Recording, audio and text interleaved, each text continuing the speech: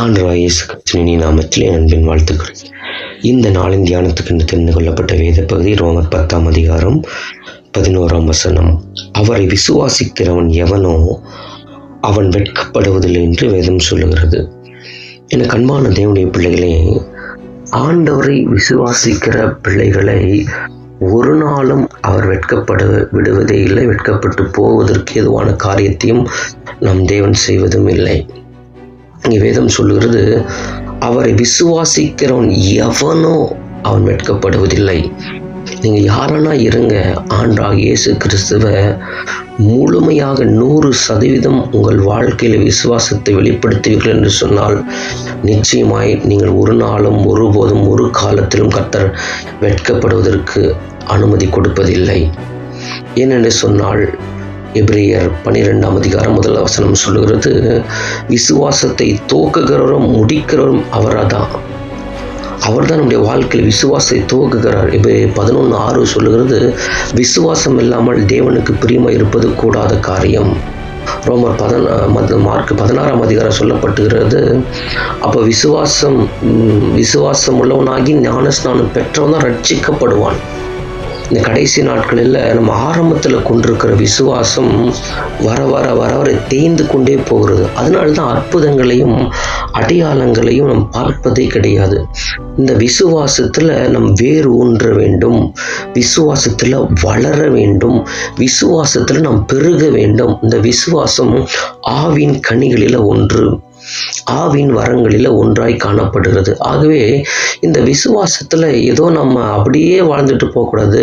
வர வர வர விருத்தி அடைய வேண்டும். அந்த விசுவாசம் வளர வளரதான் அதற்கேற்ற கிரியைகள், அதற்கேற்ற செயல்பாடுகள், அதற்கேற்ற ஜெபங்கள் காணப்படும் போதுதான் நாம் வெட்கப்படாமல் இருக்க முடியும். அவரை விசுவாசிக்கிறவன் எவனோ யாரனா இருங்க, ஆனால் தேவன் மேல் வைத்திருக்கிற விசுவாசம் நம்ம ஆரம்ப காலகட்டத்தில் ரட்சிக்கப்படும் போது நம்முடைய விசுவாசம் ஒரு 10% இருக்குன்னு நினச்சிங்க, 10% இருக்கும்.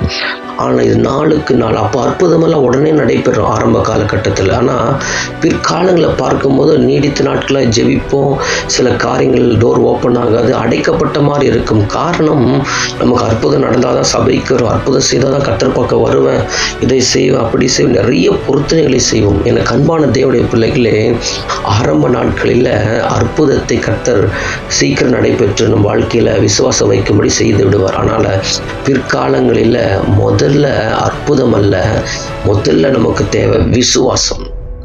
அப்போதான் விசுவாசம் பெருக பெருக அற்புதத்தை கர்த்தர் செய்து முடித்து விடுவார். நம்மிடத்தில் ஆண்டவர் எதிர்பார்க்கிறது இந்த விசுவாசத்தை நாம் பெருக வேண்டும். ஆகவே அவரை விசுவாசிக்கிறவன் எவனோ ஒரு நாள் வெட்கப்பட மாட்டான் என்று வேதம் சொல்லுகிறது. இந்த விசுவாசத்தை கடைசி நாட்களில் மனுஷகுமார் வரும்போது காண்பாரோ, அநேகர் விசுவாசத்தை விட்டு விலகி போய்விடுவாங்க. அதனால தான் ஆண்டவர் சொல்றாரு, அவரை விசுவாசிக்கிறவன் எவனோ வெட்கப்படுவதில்லை. இந்த பூமியில மாற்றமல்ல, ஆண்டவர் வருகையும் போது அநேகர் விசுவாசத்தை விட்டு மறுதலிச்சிருவாங்க, அதனால் வெட்கப்பட்டு போயிடுவாங்க. நம்ம இருக்கிற ஆரம்பத்தில் கொண்டு இருக்கிற விசுவாசம் ஆண்டவர் வருகிற வரைக்கும் அந்த விசுவாசத்துல வளர்ந்து விசுவாசத்துல ஜெயம் எடுக்க கர்த்தர் நமக்கு கிருபை தருவாராக. ஆகிய அவரை விசுவாசிக்கிற யாரா இருந்தாலும் அவரை ஒரு நாள் கர்த்தர் வெட்கப்பட விடவே மாட்டார் என்று வேதம் சொல்கிறது. ஆபிரகாம் விசுவாசித்தான், தானியேல் விசுவாசித்தான், யோபு விசுவாசித்தான், பவுல் விசுவாசித்தார். வேதத்திற்கு பரிசுத்தவர்கள் எல்லாம் எடுத்துக்கொண்டு பாருங்க, தேவன் மேல் விசுவாசம் வைத்தாங்க, அவர்களை கர்த்தர் வெட்கப்பட விடலை. நம்மையும் கர்த்தர் வெட்கப்படாமல் இருந்து நம்மையும் ஆசீர்வதித்து உயர்த்துவதற்கு நம் தேவன் வல்லமை உள்ளவராக இருக்கிற. ஜெபிக்கலாம். சர்வ வல்லமை இல்லை எங்கள் அன்பின் பரலோக பிதாவே, அப்பா பிதாவே, இயேசு நாமத்தில் மண்டை வருகிறோம். அவரை விசுவாசிக்கிறவன் எவனோ அவன் வெட்கப்படுவது என்று வேதம் சொல்லுகிறது. எங்களுடைய வாழ்க்கையில் இருக்கிற ஆண்டவரே குறைகள், அப்பா விசுவாச குறைவுகளை கர்த்தர் நிறைவாக்கும்படியாக நாங்கள் ஜெபிக்கிறோம்.